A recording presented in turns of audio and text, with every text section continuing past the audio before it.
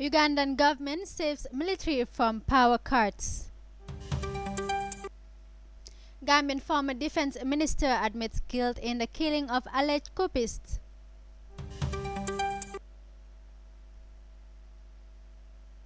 In Senegal, a clinic using Chinese medicine attracts patients across the world. These are the headlines. More coming on your way on the wall today.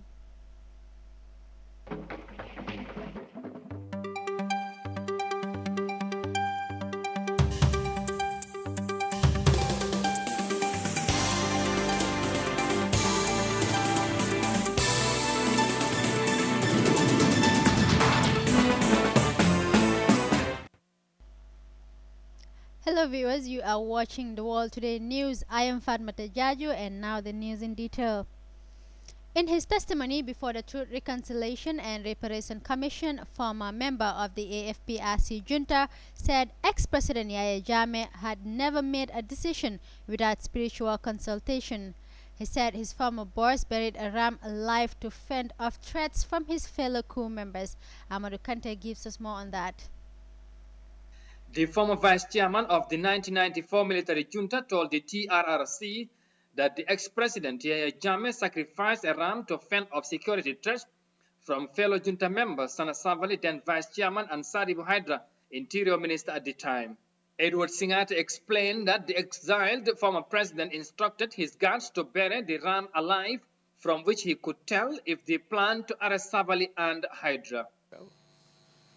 Anyway, what I can tell you is that the ram that I am aware of was not for Sana's naming ceremony. It's possible that one was sent, but the ram that I am aware of was a charity that Jammeh wanted to take out to subdue both Sana Sabali and Haidara. Singat observed that his former boss wouldn't ever take a decision without engagement into superstition.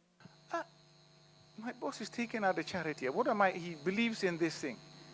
He believes in it so much that he doesn't do anything without doing charity. What can I do? I couldn't save the poor ram.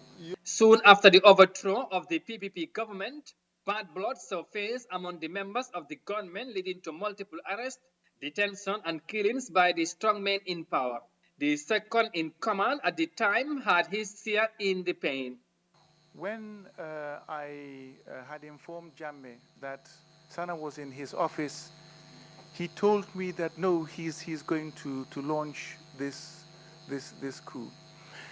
Now, what I deducted was that he was afraid of Sana. He was petrified. He really felt, well, from what I could see, he really felt threatened by Sana.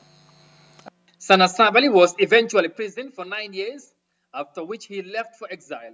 His fellow prisoner, Basiru Bano, died in custody. Reporting for Africa News, I am Amadou Kante. Edward Singate there giving his account of former President Jammeh's spiritual beliefs. While in Nigeria, the labor union has cancelled a planned nationwide strike over salaries and wages following a serious meeting with the government. The labor asked for a 29% salary increment and later reduced it to 25%, but government says it could only afford 17%. Another meeting is likely to hold next week. Until then, our partner CCTV reports the strike is not likely. A string of meetings underway to resolve a lingering minimum wage dispute between government and labor union. It's all in a bid to avert a nationwide strike, one that's capable of crippling the economy. Labour wanted a 29% salary increase for workers between grade levels 7 and 14 and a 24% adjustment for levels 15 to 17. The union then reduced it to 25 and 20% for the different grade levels. But government is still at 17 and 15%, and both parties have been negotiating to reach a consensus. The Labour side has discovered that there's just one side on the welfare of workers. So we've worked very well together today. Both sides have made a lot of concessions, but we discovered that there are some gray areas that need to be ironed out. So some documents and information are being sought, which we are providing. The negotiations have seen Labour shifting grounds on their proposed strike action scheduled for Wednesday. So far, commitment has been shown, but we believe that the areas that are still in contest are critical. President Muhammadu Buhari approved the new minimum wage of $83 since April, but it's yet to be implemented. Workers are generally hopeful that the resolutions will considerably impact on their pay. Nigerian labor union there with the government on a serious meeting over salary increment. Uganda has begun the implementation of a solar power system in residence of all armed men across the country. President Yoweri Museveni created the link with a UK-based solar company 2 years ago with a view to solarize this country. Binta Baji has more. The government of Uganda is launching a massive project to install solar power system in military barracks across the country, a move expected to save the military from erratic power cut. The initiative has commenced at Kololo Airstrip, where they have set up a 0.5 power plant to generate enough power for the facility. The 25-year project is expected to produce 516 megawatts of power and is to be closely monitored by Uganda's Ministry of Defense. Baroness Sadif Vama is chairperson of Nexus Green. It's the first hybrid solar project in Uganda, and it means, therefore, that you're now going to not have to depend on dirty diesel, which is very expensive, but also it is a dirty fuel.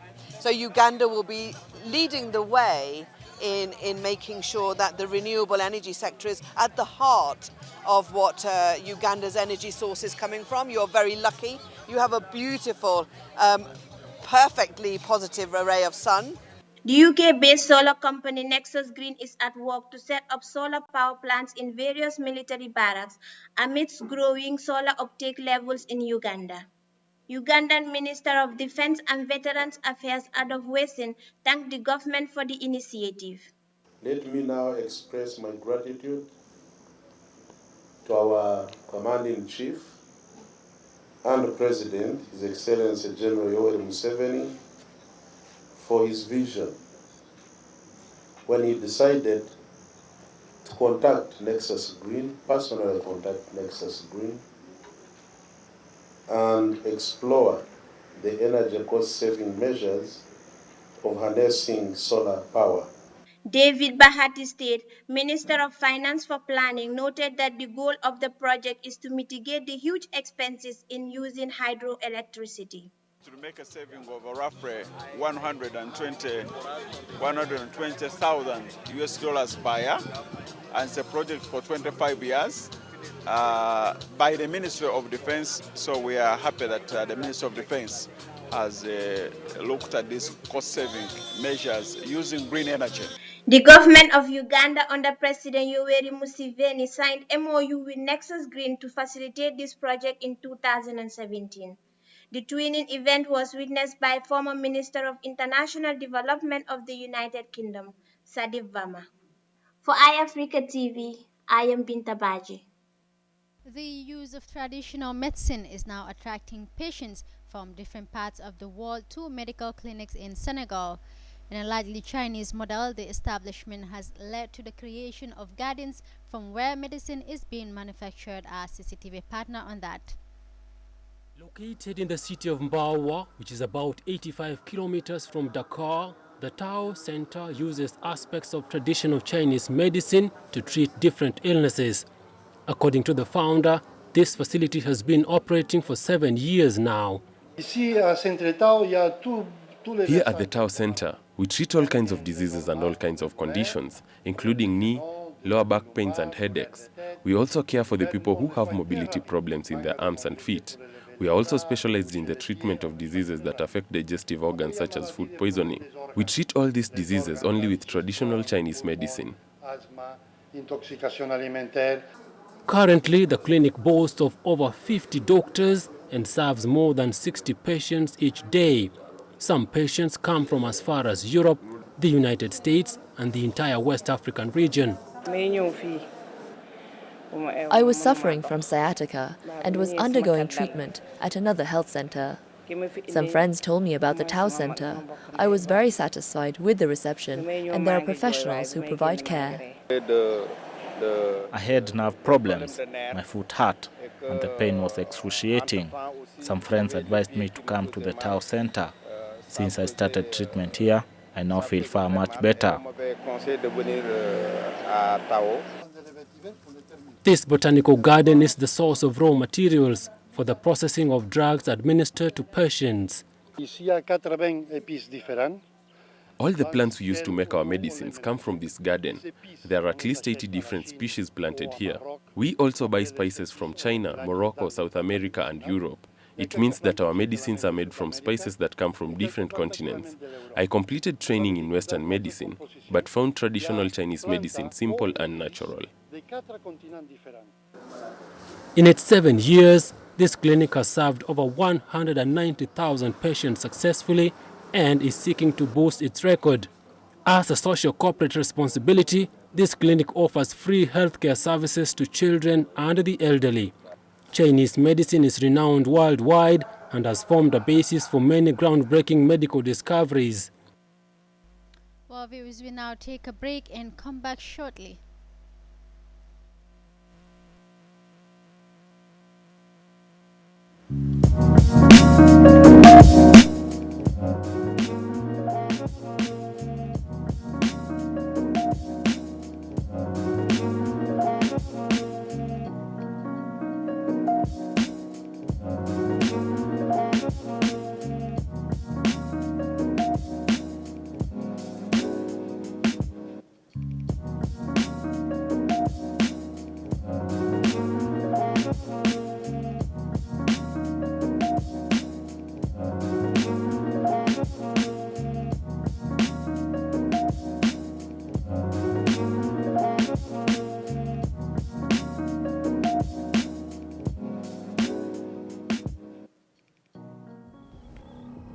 Welcome back. We remind you that you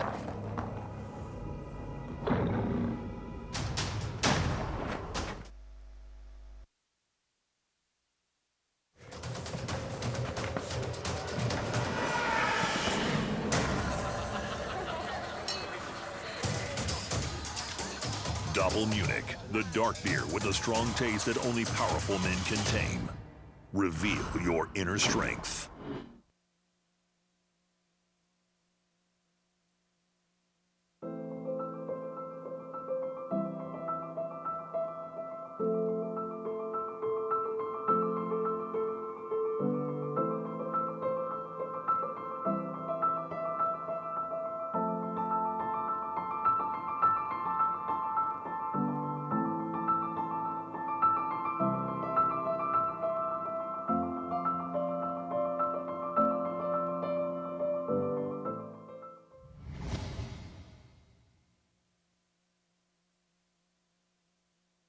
Welcome back. We remind you that you are watching the World Today News.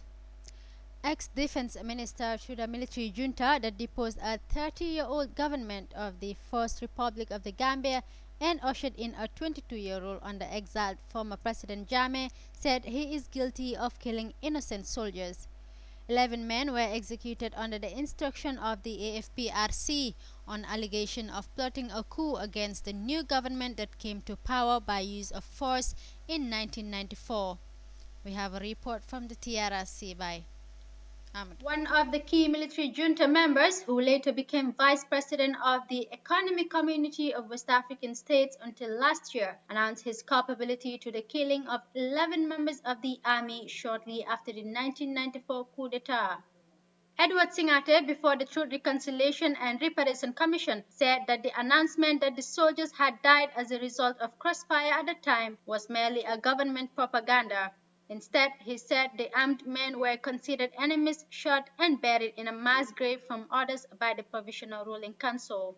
Well, as Sana Sabali had given the order, I had also instructed the soldiers shoot them, and they shot them. So you accept that you also gave an order for the soldiers to shoot? Yes, sir, I did. Fafanya. I agree to that.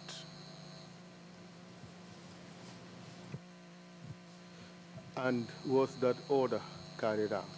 Yes, sir, the order was carried out.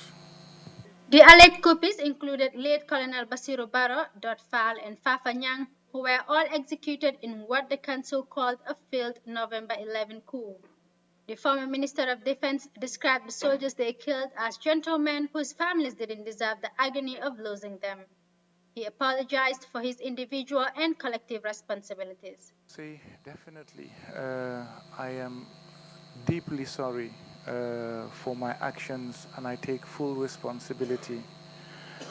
These were fine officers. Apart from the coup, the coup aside, which came between us and led to the executions, they were friends and comrades. They were good men.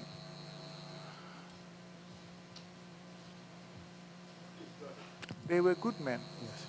And their families lost them due to our actions. That should not have happened.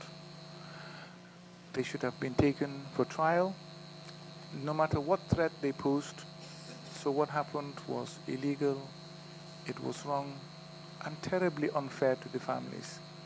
We have deprived the families of their father, their husband, their son, their brother, and because of our small Gambian society, we know how difficult it is, and because how close we are, and how difficult it must have been for the children of these officers growing up, for the wives who had become widows, unfortunately, for the friends and family. So I am deeply sorry. They did not deserve this. They really did not.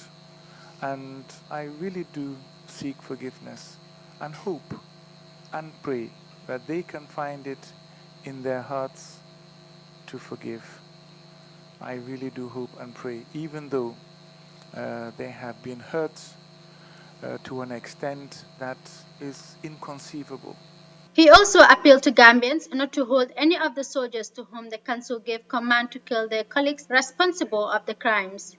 Those soldiers, he said, would have not done so if it was not the order from the council. Well, former junta member there, Edward Singate, took responsibility for the killing of soldiers on the alleged November 11 failed coup. Now, the Gambia Supreme Islamic Council has dispelled allegations that it went on a nationwide tour to help President Adama Barrow to extend his transitional mandate. The council said in a statement that its September tour was part of efforts to spread the message of peace. Earlier reports suggested that the council might have received millions of dollars from the government to help in the campaign for a 5-year transitional term. However, the country's Islamic Council said via its official page that it has never received a dime from the president or anyone needed to work on any political agenda.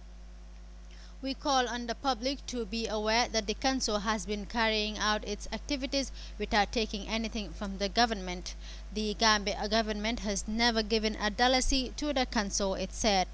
The country's Islamic Authority gave assurance that it is not there to mislead the nation. Rather, all its activities are upon the authentic teachings of the beloved Muhammad. Kenyan President Uhuru Kenyatta has commissioned the Kimuku water project whose source was discovered by railway tunnel drillers. This area of Kenya has suffered from acute water shortage supply, having to share water with animals. We have more with CCTV. On its first journey from the capital to the little center that is Kimuka, the train brought with it good tidings. On his way to launch Phase 2A of Kenya's standard gauge railway project, President Uhuru Kenyatta stopped at the little center to commission the Kimuka Oloishoibor water supply project, a project that is closely linked to the standard gauge railway. Technicians who were working on the railway rejoiced when they struck water.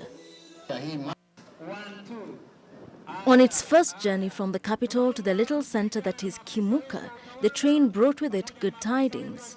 On his way to launch Phase 2A of Kenya's standard gauge railway project, President Uhuru Kenyatta stopped at the little center to commission the Kimuka Oloishoibor water supply project, a project that is closely linked to the standard gauge railway. Technicians who were working on the railway rejoiced when they struck water. The Food and Agriculture Organization is conducting a structured training for actors in the areas of food safety. According to the organization, there is an alarming rate of food-related diseases, with more than 90 million people known as victims in Africa. The latest training in the coal outskirts of Banjul will help participants to be able to detect risk of food-borne diseases. Aisha Tamba was there and filed in this report. The United Nations Food and Agriculture Organization held its second training season on agriculture for economic growth on Thursday. The meeting revealed objectives of the project with a view to improve food safety in the Gambia. Louis Ajenian Sintin, coordinator of the Agriculture for Economic Growth project, says that food safety has been a major development concern in a view that 91 million are victims of foodborne diseases in Africa. The focus in the Gambia, she said, is to check on the quality of food supply, which is in line with the agency's mandate in the promotion of good health. In the Gambia, food safety is a major development and economic issue, as well as a major public health concern. Foodborne diseases are an important cause of morbidity and mortality, and a significant impediment to socio-economic development worldwide, and particularly in Africa. According to the 2015 WHO Foodborne Disease Burden Epidemiology Reference Group report, foodborne disease resulted in 600 million cases of related illness and 420,000 deaths in 2010. The program manager of the European Union delegation to the Gambia, Delwyn Sexton, says the project intends to reduce migration crisis by promoting growth and empowerment opportunities. Mr. Sexton added that the UN donated more than $1 million in support of Gambia's food safety and quality development. Risk profiles related to food from fish processing, crop and livestock production provide contextual and background information about the potential risk when a food and hazard are combined. The profiles assist producers and regulators to make decisions about further action necessary to improve food quality. For example, aflatoxin in groundnuts has in the past been the subject of many rapid alerts on exports arriving in the European Union because they were deemed risky for human consumption. This eventually led to the cessation of exports and the loss of a major export earner for the Gambia. Director of Scientific Affairs at Food Safety and Quality Authority, hope that the training will equip participants with skills to identify major risks and hazards for foodborne diseases. He also emphasized some of the critical terms of the project, saying that the process needed is a scientific approach. And this is why when FAO, through the EU-funded project, came to the authority for support, this issue of capacity building for the scientific and the Food Control Directorate, officers of the Scientific and Food Control Directorate, was flat, the issue of training them on risk profiling, risk assessment, and risk management. The authority is also very much conscious that in tackling this work, the authority will not be able to do it alone. The authority must collaborate with the respective stakeholders in the country. This is why also you will see that in addition to the staff of the authority, there are other staff coming from key institutions also taking part in this training. FAO programs in the Gambia supports the government to maximize crop domestic food products and benefits to farmers. It also strengthens the livestock industry to support the idea of food self-sufficiency. For iAfrica, I am Aissatou Tamba. Aissatou Tamba there on the food program. Well, viewers, that's all we have for you on the World Today News. For more on these, please check our website, iAfrica.tv. I am Fatmata Jajo. Bye for now.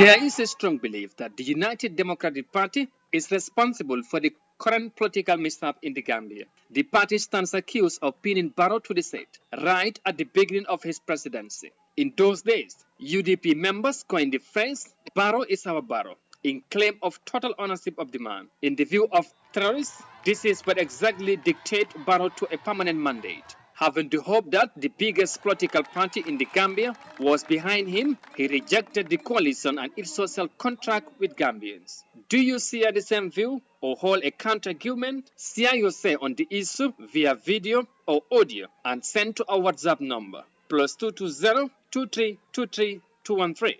Your views will be played on this week Have Your Say edition. Note, the video or audio shouldn't be longer than 3 minutes.